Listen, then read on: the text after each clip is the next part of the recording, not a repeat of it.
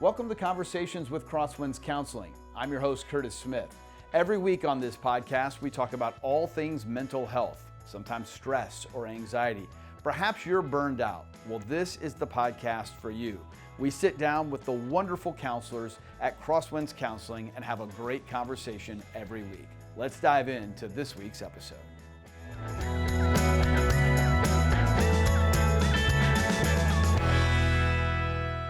Hi, everyone, and welcome to Conversations with Crosswinds Counseling. I'm your host, Curtis Smith. Joining us today, one of the amazing counselors at Crosswinds Counseling, Zach Herber, is back with us for the first time in more than a year. It's been a while since you've been on the podcast, Zach. It has been some time. Yeah, thanks for joining us again today.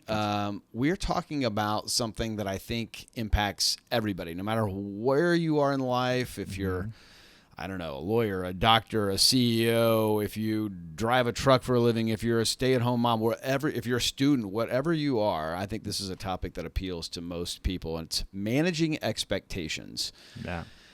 That is a real challenge in my life. From your perspective as a therapist, how do you help people manage expectations? Because all of us have them.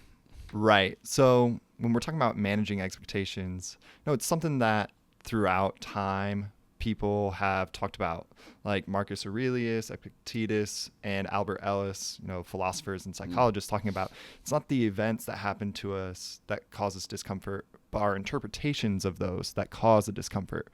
So sometimes we get ahead of ourselves thinking this will happen and this will happen, and sometimes they don't. We have a pretty palatable example of that 4 years ago with COVID. Having expectations for 2020, new year coming around, new decade, a lot of different changes, then gets slide tackled by a worldwide pandemic. Right. And so that we had to adjust and shift and accept the reality of what actually was rather than what we wanted it to be.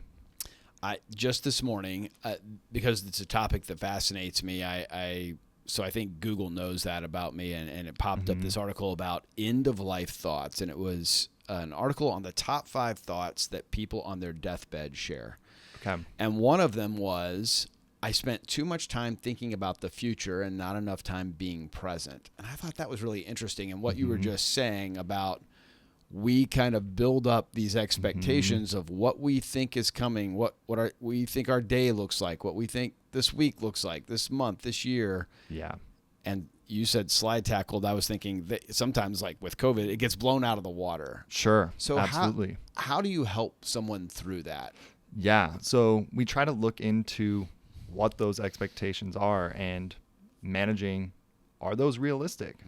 And so where a lot of times people get so caught on what they think should be there as opposed to taking in what is. And so working with people on, well, what are you thinking? What would be helpful in this situation? What are the elements of things that you can control rather than trying to fight and resist what's really happening? One of the most challenging ways I can think of this is through relationships. We not only have expectations about what our day looks like or what I hope happens in my career for the next couple of years, we have expectations when we are married and we expect our spouse to be a certain way, or we have expectations when we have kids and we send them to school and we expect them to come home and do their homework and to be nice to their siblings and those kinds of relational expectations. Just from a non-counseling perspective, I would think those are even more of a challenge to work through. Right. How do you help people who are dealing with that struggle of personal relational expectation? Well, with those, it's what are the elements that you can control? Because a lot of times we're trying to control things that we can't. Going back to the COVID pandemic, there were so many things that were outside of our control. Yeah. And so when it comes to relationships, what is mine to own and what is not? So those elements being your attitude, effort, your behavior, how you respond to things coming in, and being able to meet your needs as well as the needs of others. When you're talking about families, where can I step in and make changes that are towards the better for the whole? Yeah. Zach, obviously, as you know, but for the benefit of the audience, when we do these podcasts, you get to choose the topic. You chose this topic. So I'm curious, did you choose it because you've had a number of clients struggling with this, working through this? Yeah. What have you seen in practical everyday usage that made you think this is something we should talk about today? It's something that comes up in clinical work quite a bit because it's not something that falls into a diagnosis sheet, but it's something that impacts everyday life of being able to accept reality as it is rather than what we want it to be. So a lot of times it's people worrying about the future and having these things in mind of, well, what could it look like? What do I want it to look like?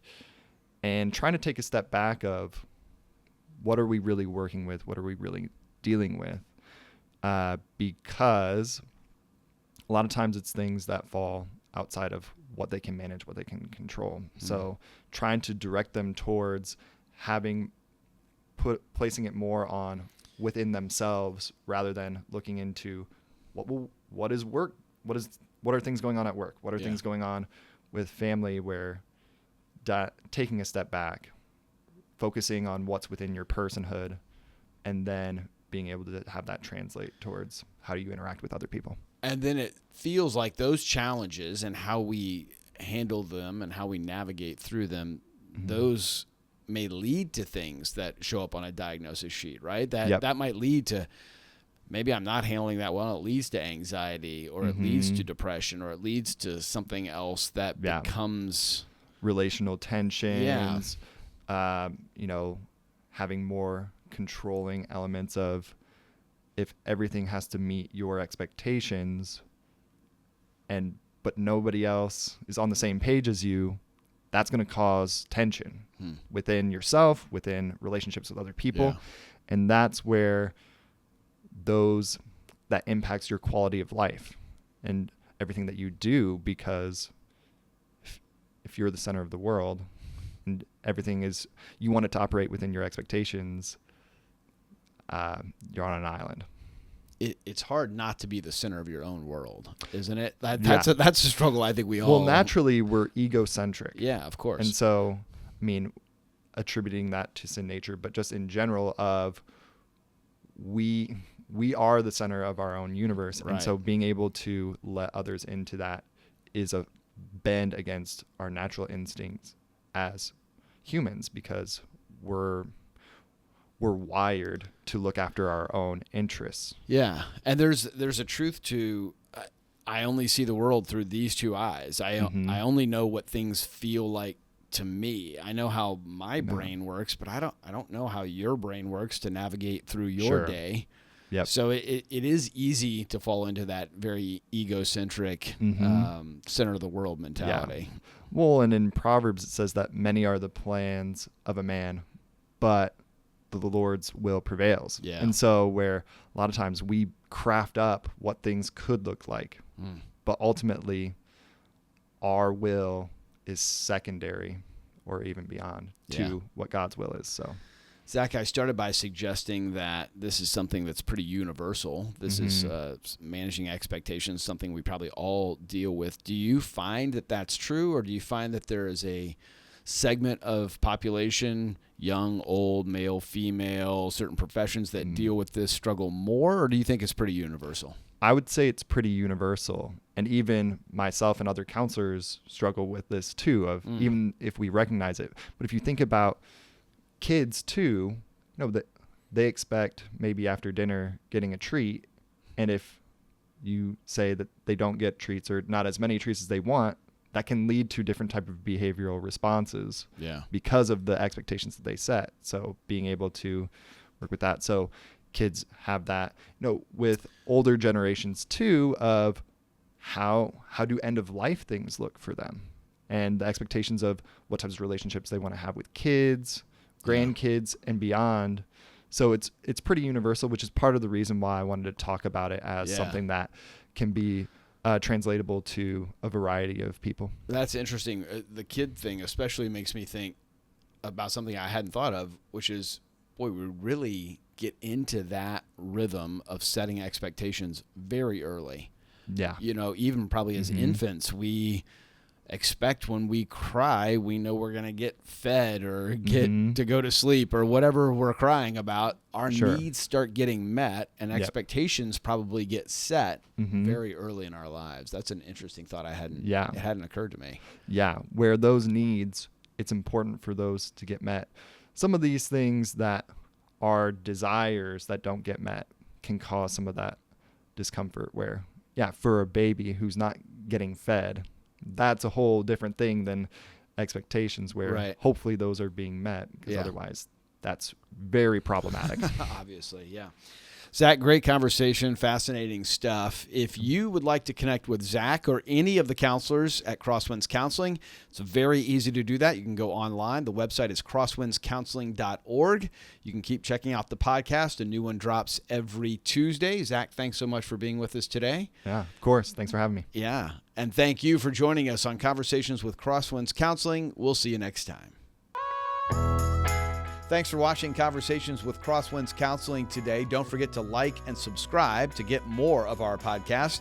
And you can comment in the section below. Perhaps you could share what you'd like us to discuss in future episodes. We've got new episodes coming out every week. So we'll see you next time on Conversations with Crosswinds Counseling.